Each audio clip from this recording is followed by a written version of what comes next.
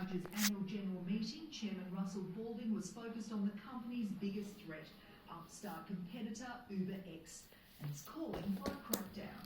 It's a rideshare activity which is illegal, and all I'm asking governments to do is to look at the issues of having a level playing field. Russell Balding has denounced UberX as dangerous and a tax dodger. He's written to all the state premiers and the Prime Minister demanding action.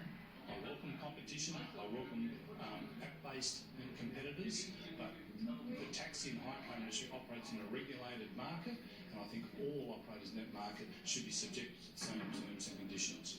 UberX has hit back, saying it pays all its taxes and has called the comments scaremongering. They're still regarded, CabCharge, as a cowboy company, yet they are trying to portray Uber as cowboy operators. So CabCharge needs to get onto the moral high ground, clean up their own act, and then assume the war against Uber and other interlopers. And there was plenty of their own act on show. CabCharge's remuneration report was voted down for the 7th time in a row. That's going to be higher than anything the Newcrest had, which was the previous high, FlexiCorp, and that's disappointing. There were accusations of serious lapses in corporate governance by several of its directors. The chairman of the Corporate Governance Committee has had $8 million worth of related party transactions with CabCharge over the last 2 years for his personal taxi businesses. That is dreadful governance. But the board argues things are changing. I'm comfortable that we're on the right track.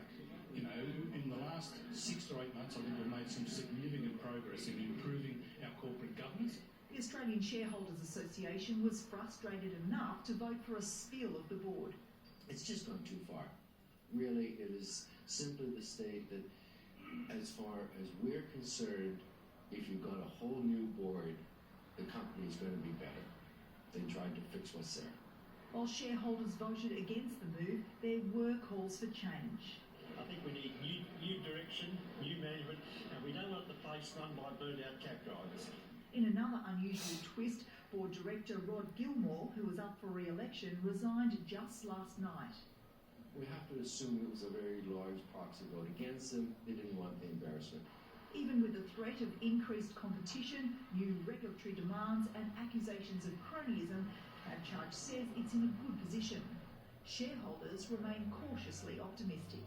It has changed since the death of Mr. Commode.